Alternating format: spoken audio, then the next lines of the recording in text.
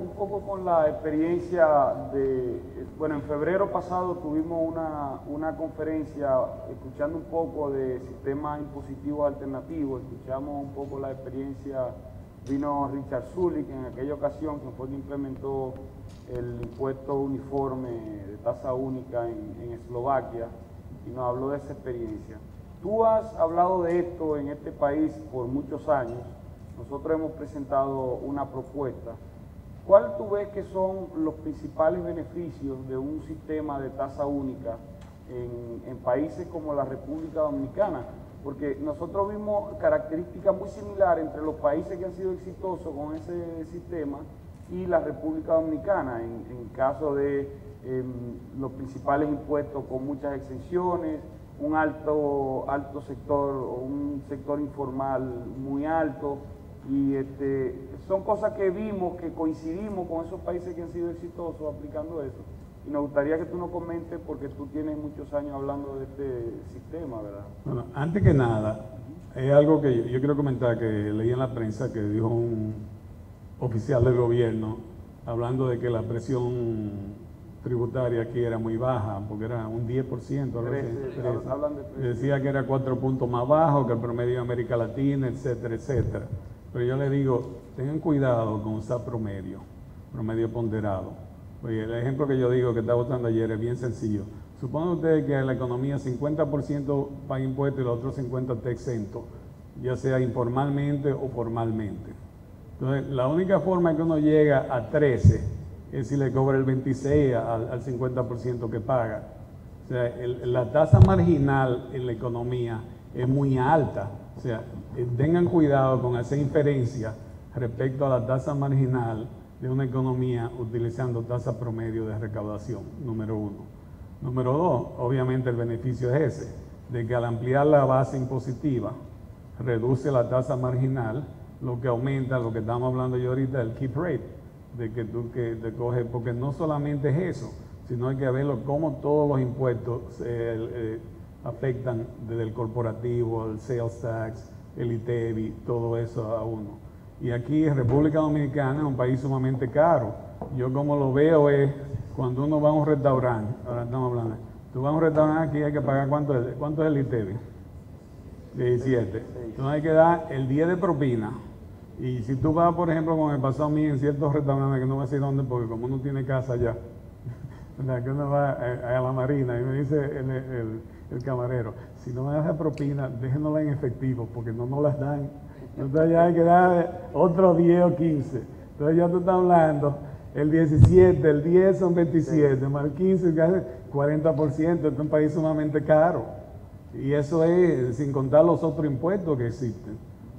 Y la otra exención es que si tú eliminas las exenciones y amplías la base, todo el mundo sabe que lo paga. Si tú sabes que tu vecino está pagando los impuestos, a ti no te molesta. El problema es cuando tú ves que tu vecino no lo paga, porque es exención o lo que sea, y tú lo tienes que pagar. Pues yo estaba hablando ahora mismo, nosotros donde tenemos la finca, en el kilómetro 26, de entre San Pedro Macorís y Atomayor, y por suerte estamos en la frontera de que hay dos luces en la finca. Entonces nosotros ahora hemos optado por tener electricidad de Atomayor, porque en Atomayor el pago es 99%, entonces hay luz las 24 horas del día. Entonces lo que me refiero es, ya en Atomayor hay una presión comunitaria de que todo el mundo quiere que paguen la luz. ¿Por qué? Porque no se le va. Entonces ya se ve que hay un bien público, un beneficio comunal. Lo mismo me pasa con un impuesto si fueran así sencillos, y aparte es mucho más fácil fiscalizarlo. Nada más hay que ver, ¿cuánto usted vendió? Vendió 2 millones, el 10% me debe tanto, 200,000. Hay que multiplicar por, nada más rodar el punto decimal. Nosotros en CRES hemos hecho énfasis en lo que tú mencionaste, de que una reforma fiscal, nosotros le hemos llamado integral para que se entienda que incluye el lado del gasto, porque tú sabes que aquí hemos tenido muchas legislaciones que implican introducción de nuevas figuras impositivas, incremento de las tasas impositivas, y no toma en cuenta el lado del gasto público, y por eso nosotros llamamos reforma fiscal integral, que no es suficiente para el problema de competitividad en la economía dominicana, sino que hay que aplicar un conjunto de reformas estructurales y por eso precisamente el título de esta conferencia, tenemos que pensar en conjunto y no solamente en un solo tema. No, y solamente otra cuestión que se me olvidó decirte, rendir planilla. Entonces, la planilla de los impuestos, si así uno lo hace en una tarjeta de 3x5, mi ingreso fue tanto, tanto por tanto, aquí está. Ahora tú tienes que buscar un contable que te diga, no, esto que si yo qué, esto que tanto, que yo qué, donde te ahorra el gasto del contable, porque eso me pasó a mí en Estados Unidos cuando Reagan. Uno no es suficiente, se No, necesita más de un contable. Exactamente, sí. ¿Me iba a decir, perdón? No, cuando Reagan, por ejemplo, que los impuestos estaban al 70%, en esa época yo trabajaba, yo compré muchísimo tax shelter, que era comprando para no pagar, que si yo qué, protegerse uno. Después que bajó los impuestos, yo le dije a mi contable, cuando llegaron a 28 vamos a pagar impuestos, es más fácil, más barato, más sencillo, y yo tengo mi cuarto, yo que lo manejo yo, no tan comprometido que 10 años, que no lo puedo hacer nada por 10 años, nada de eso.